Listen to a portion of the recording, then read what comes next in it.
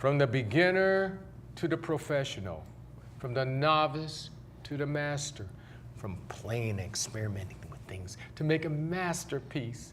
These are all the elements of art, and our art in this show is sound. Hi, I'm L.V. Smith, host of the show Sounds Within. Yeah, I love doing the music scene. I love spoken word and all that stuff, but we at times need to come back to visit history of all realms. And right now, hey, it's time to get more into history that sometimes is unsettling. And as far as I'm concerned, most history brings out things which make us get uncomfortable, gets unsavory. We feel, pretty much easy to fly off the handle and say we're offended, but you know what? We don't know how we come off with our history on others too. Mm-hmm. So it's good to know what really went on. But we're going to tie this into mentoring. And I have here my favorite mentor of all times, Dr. Mae Cowan. I cannot thank this mentor ever enough. And with her favorite prodigy, soon to be Dr. Deborah Johnson. Am I your favorite? Yes. To me. No, he's my favorite. No. We all like to pull up. But anyway, Smile Lady, host of this show, Smile Lady is here in the house, and we're going over some very deep subjects at times where we really like to explore deep as possible without any veneer of any sort, and just really say what really happened. How does it pertain to us as a whole and as individuals or community? And where can we go with this to share with all to become a better person, a better family, a better community, a better city, a better country, a better planet? We're back here talking about mentoring. And I was going to turn this over to you, Smiles. You said something about mentoring. Yes, and number one, I know I act like I'm her favorite, but you are her favorite. You are her favorite. No, you are her favorite. Well, you're the favorite son, and I'm the favorite daughter. There you go, right there. There you go. We got that. Okay, we got that done. I know he's the favorite. But anyway, again, I work with kids, and I really like to break down words, and a lot of times mentors is taking just the wrong way. And a mentor is a relationship in which a more experienced and a more knowledgeable person helps to guide less experienced or less knowledgeable person. So your mentor could be a younger person. But for the most part, when I had my thesis, I used as part of my research. Believe it or not, there's a book out there called What Would Google Do? And I know you shared with me one time where your granddaughter went to the internet as opposed to coming to you when she was pregnant. Well, I truly believe that our elders are treasures. This is just something that's more sure than the lottery, has way more to offer than Google. And I believe we need to tap into this resource while we have it. And that's exactly what I did. You need somebody strong, but yet kind enough to push you in that direction, not always agree with you. And this society, I find out that even adult friends of mine, you disagree with them. Oh, fine, she ain't my friend. You know, you need somebody, that friction, that makes diamonds, that makes, the pearls in the climb. If there's no friction, you even sharpen a knife against friction. So mentors offer that guidance and that real stuff, not just this, what you want to find in Google or the computer, but from the heart, that touch. And believe you me, she's sitting there acting like she, all kind of stuff. When she gets on you about education or something, she can really whip that rod. And I just want to thank you for that and being true to your gift that you said you were going to do ever since you were 5 years old. And that's a smile thing. I said, you can find your child's gift at 5 or 6 years old, and she's living proof of it. Amen. So thank you for imparting your wisdom, because you know way more than me. I'm going to sponge and suck all of that stuff out like an oyster. I'm going to take all you have. Moving on, Doctor, in the same realm. We remember, fast forwarding, let's say another 20 years, you took the field of education and with your doctorate from USC, University of Southern One California. of the few African American females. The first. The first? Doctor in Yeah, education. at USC. You hear that? Yeah. Come on, women. Okay. You were going into the field of education, and you started to brush over it, but we got so enthralled with that subject of history, what was going on, that we stretched it out, and we're going to stretch it some more. How did it all begin in the classroom, from the university to the classroom? Oh, yes. As a teacher, I knew that every student had very special gifts. There you go. No matter how that student appeared to be, the gifts were always there. And so I taught to these gifts. And some students resisted at first. They didn't want any part of it. Mm-hmm. They thought it was too hard. Mm-hmm. They didn't like it anyway. Mm-hmm. And I didn't pay any attention to this. I simply loved them through it. And one of my expressions to every student was, "You are beautiful, magnificent human being, and you are going to do great things with your life. Now, in order to do great things with your life, you're gonna have to learn this." And they always changed. And they always became great students. In fact, what I can recall is that the students whom other teachers seemed to have so much difficulty with that they were about to expel from school, they ended up sending them to me. And pretty soon, I can't help thinking of this big boy, even though he was only third grade. He was a terror in other teachers' classrooms. And when they saw him getting in line with my class with a little book in his hand, and he was intent on reading this book as he walked up the stairs to the classroom. And the teachers, other teachers who had had him would say, that can't be the same boy. Wow. He must be somebody else. We're going to hold that thought right there. We're going to come right back to you, Dr. Yeah. Mae, to continue on about this exciting journey for this young man to follow a great mentor on Sounds Within. Hold on, folks. We'll be right back.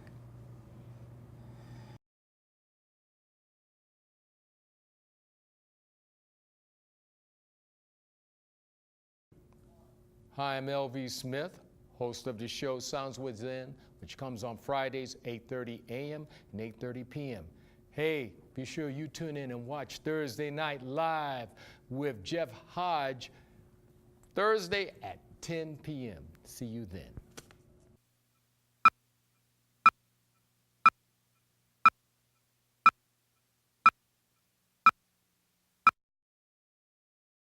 Marie, you have prediabetes. Prediabetes? I don't have time to eat right or exercise. I'm a busy mom.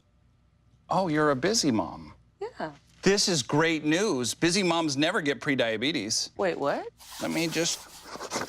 Yeah, this is all the people at risk for prediabetes, and way over here, busy moms. No?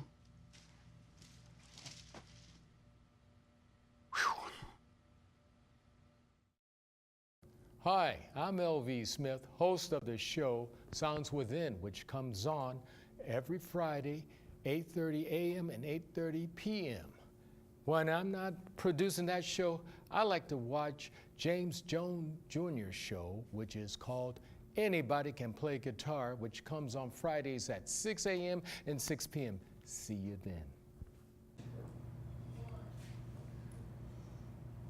Hi, LV Smith, host of the show Sounds Within, continuing the legacy of a great mentor, Dr. Mae Cowan, with doctorate candidate, Smile Lady, AKA Deborah Johnson. Yep. But Dr. Smiles, for sure, I could see it on her diploma. We're getting back to mentoring and how it began. You had a class, and then everybody tend to put, which I refer to the students that did not fit in the pegboards, diamonds in the rough. Yes. And a lot of times they You have. and I. No, Hey, I'm proud of it. I have no shame. A lot of times they tend to have more carrots, but just everybody shun it because, oh, it looks like coal and ugh. Give me a polished diamond in it that can get immediate value, as opposed to cleaning out that dust and Yes. polishing it, heating it up, and then really pulled out. Oh my gosh, where'd you get that diamond? So continue That's exactly right. on. That's right? Yes. Oh, tell us you know about what? You know what? And another analogy is gold and how they heat it up, and you know it's ready. It gets hotter and hotter and hotter, and when it's at its hottest point, when it's ready, is when you could see your reflection. You know, and so a lot of times you gotta die before you grow. Look at the seeds that you plant. You know, and there's tough times for the things that are most valuable, you know, and you could go to the jewelry stores. They lock up the good stuff and leave the little costume jewelry out there free. But Yes. but go on with what you were saying. That just kind of Yes, came to my continue mind. on, Doctor, with this remarkable story you were telling about your students, especially the ones that were the diamonds in the rough. The little boy with the book, Yeah. Little boy, big boy with the little book. Yeah, it seems so interesting because he was such a big boy, and he got the smallest book in the. You probably know the book by Maurice Sendak. There are a lot of little books oh yeah, in a little I love Mo library. Sendak. Yes, and he started reading those books, and he was fascinated with those books. So he would take the books out to the playground, and he would be walking up the stairs reading these little books. And that was such a wonderful moment to see that. Yeah, I think all of us in our teaching mode, if it's our passion, we really get excited and rewarded on little things like that. I know you do. You could probably share some things that happen in your classroom. And with me, with a little girl who wouldn't talk, and she was quote unquote a terror. And then when her father came to pick her up, here she was singing in the class and talking to a puppet, because I found out she wouldn't talk to human beings, but she would talk to a puppet. And so she started singing, and her dad was crying because everybody was writing her off. And that, to me, is worth more than any pay in the world. Yes. Like you saw the big boy reading a little book. Yes. And I know you have some, because you told me about how you use visuals and stuff. Well, this is not so much my show about me, but I will The share sound this little within. tidbit. A lot of times, this demon called time, I do call it a demon because it plays games on us. Our students are with us just for a limited period of time, so we won't see the manifestation of the growth until years and years later. Like those users, did anything good? Like, okay, one child knew he tried so hard to do things, but always went wrong like me. Turned out in 7th grade, he was taking algebra, and I says, there you go. See? But the main thing, I'm sure, Dr. Mae, you've seen things like this where you don't see immediate gratification no. for you, No. but on the long term. Oh, yes, that's so true. I've had many students come back years later and look me up and say, you know what? You changed my life. I was not into school at all, and you made school important to me. Mm-hmm. Yes. Mm-hmm. Any particular student besides the big boy with the Little book. That's going to last a while. Yeah. There were lots of them. But now I can even skip to Pacific Oaks, the college. Yes. And there were some students who just didn't feel like they fit or they could connect with, especially the philosophy of Pacific Oaks. We're going to get back to Pacific Oaks after a break shortly, but I'm Yeah. going to tell people about Pacific Oaks. That was a school that drew me in, but it alienated a lot of folk, mainly because it addressed gender. Yes. So tell us a little bit, just a tease about Pacific Oaks. Pacific Oaks was like no other college I have seen before or since then. Pacific Oaks at its best, when we were there. Yes.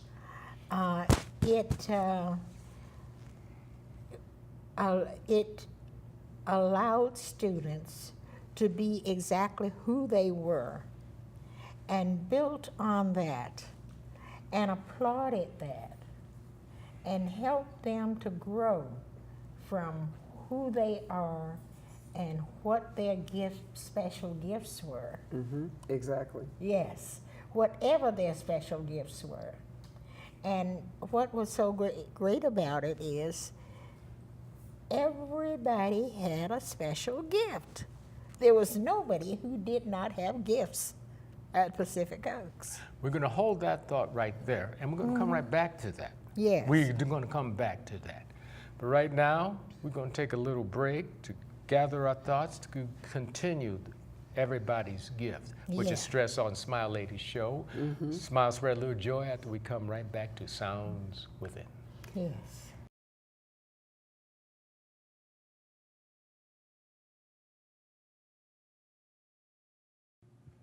Hi, I'm L.V. Smith, host of the show Sounds Within. When I'm not producing television, I like to look at Behind the Curtain with Eric Bailey. Morning, Gary. We are GetSchooled.com. You want a college education, don't you? You know you do. Yeah, but I don't know where to start. That's why we're here. We're free, handsome, Oh, I think we're breathtaking. and here to guide you through every step of the way, starting with attendance. Gary, financial aid forms. Biology homework, G. I got this. Is that Bran?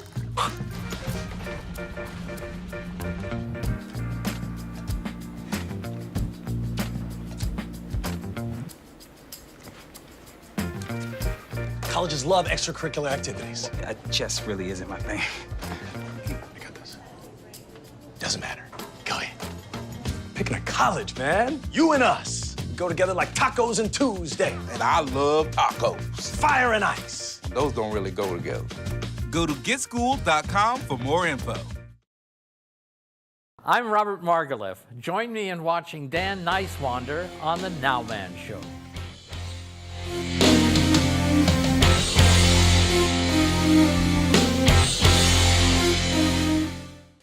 Hi, L.V. Smith here, host of the show Sounds Within. I mean, like I'm dialed in with the energy of Smile Lady, Dan Nicewander, I got Aletha J. I mean, there's so much. Oh yeah, anybody can play guitar, and behind the curtain, so many great people here. But meanwhile, we're going to focus on our energy, since the energy gets so wild that we have to bring in these horses and corral them to stay focused. No matter what the gift of gab may be, there must be discipline in this house. Yes, sir. Sure. My Ruhe will ich home, which means I will have my peace. Getting back to you, Dr. May.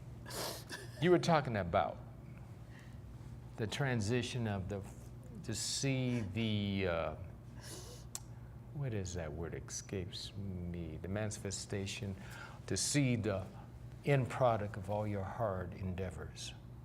You were talking about those students you haven't seen for so long. Yes. And to come back and look you up. What was that like for your first time, and continue on? Well, it was very surprising, first of all. I'd never known students to do this. And, but they did. They would come, and I have now about 5 students from Cal State Northridge who come at least once a year and take me to brunch and to a show. And I can hardly believe this, because why would they? But they say that they are successful and that they owe their success to me. There you go. Yeah. There you go, right there. Straight from the Queen's mouth, right there. I have to say I experienced something like that last to say, well, I want to be a teacher like you. I said, oh my God, you could do better than that. But it is overwhelming to me. I have this thing about dry, I can't shed tears, but it takes away my breath. So I have to identify very much with what you said. And hey, I'm a living testament because I was one of those students who could not pass tests. And so when I was talking about being a teacher, I go, oh my God, they had the CBEST and they had the, oh God, that horrible federal test, that, you know, the national NET or something like that, yeah, national teacher, NTE, national teaching exam, and talk about a heartbreaker. Of course, I fell down a couple times on each, but she says, you're gonna nail this. You're truly a beautiful, magnificent person, you're doing, and I love you for who you are. And I thought it was the most cornball thing I ever heard. I go, and then one day I said for myself, I go like, okay, I can't do without snickering. And then next thing I know, I got, so I made a point doing it every day. So every single time I ran into a student that's going through adversity, I says, I got a challenge for you. I dare you to look in the mirror while snickering and say from your soul, you truly are a beautiful, magnificent person, and I love you for who you are. No snickering, from the soul. And you don't have to tell me when, we will see the difference. I may not seen it that year or so, but some say, I'm doing this. I use that now. Yes. Thank you, Dr. Mae. Continue on. Tell us about some of the adventures you had in that classrooms and what grades and things. My favorite grade was 4th grade Why is that? because so many students in the public school, even though when they were in 4th grade, they still couldn't read. So they had sort of given up on themselves as students because they felt that they could not succeed. And so the very first thing I did was to make sure they learned how to read and read very well.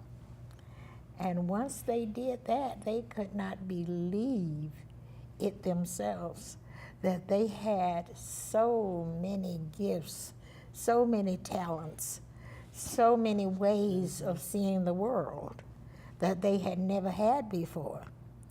And so that was one of the great gifts that I remember and that I can really recall right now. Oh, yeah. I hate this demon called time. The inner clock says we have roughly 30 seconds each of you to look in your camera. I want yours, Dr. Mae. What are your words of wisdom for this session? And you will come back, won't you, please? Of course I will. What are your words of wisdom to that camera with the red light?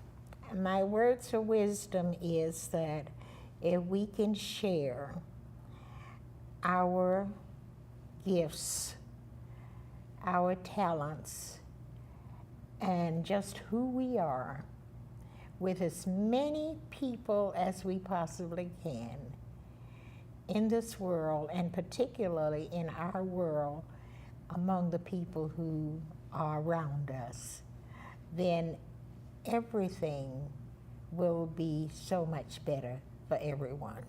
Beautiful, I can't top that. Your turn there, Smiles. And mine's to branch off with the 4th grade and knowing that they build prisons based on the 4th grade reading level of African American boys. So what she said, that 4th grade is a favorite, teach our children to read. Knowledge is power. Frederick Douglass. Yes. I cannot think of a better way to close it off other than we will come back next season again to continue on a magnificent Magnificent Mentor's Journey. Thank you. Thank you again, Smiles. And you share some knowledge visiting Motherland. Yes. Oh gosh. Yes. You're gonna hear from me every day Promise? from Africa. 30 days. You heard it, folks, on Sounds Within. 30 days. We'll see you next season. Stay strong.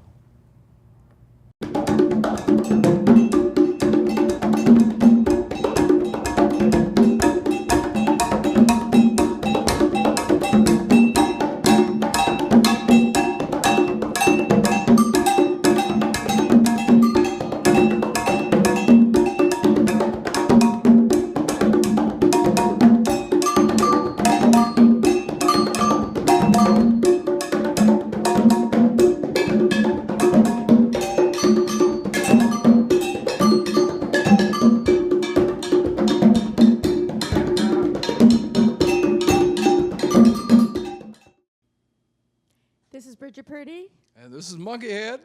and you are watching LV Smith. Sounds Within. Yes, Sounds Within. Hart, what's going on? I'm leaving. Why? What did I do? Not enough. The pressure's too much. I quit. I get it. I can do better. Just please don't leave. Don't let your heart quit on you. Get your uncontrolled high blood pressure to a healthy range before it's too late.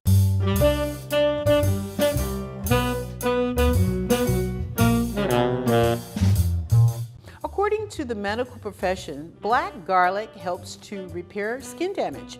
It contains twice the antioxidants as regular garlic, and it restores skin cells damaged by aging process. Sunflower seed butter is rich and it has unsaturated fat acids. Use it instead of peanut butter and you'll be surprised. And you can compare that peanut butter with some apples or celery and it gives you the optimum benefit. Salmon has high omega-3 contents, making it the go-to fish for a healthy skin. Sweet potatoes, peppers, almonds, and all foods are high in vitamin A, C, and E. They are also rich in antioxidants that combat damages and free radicals that occur in your skin.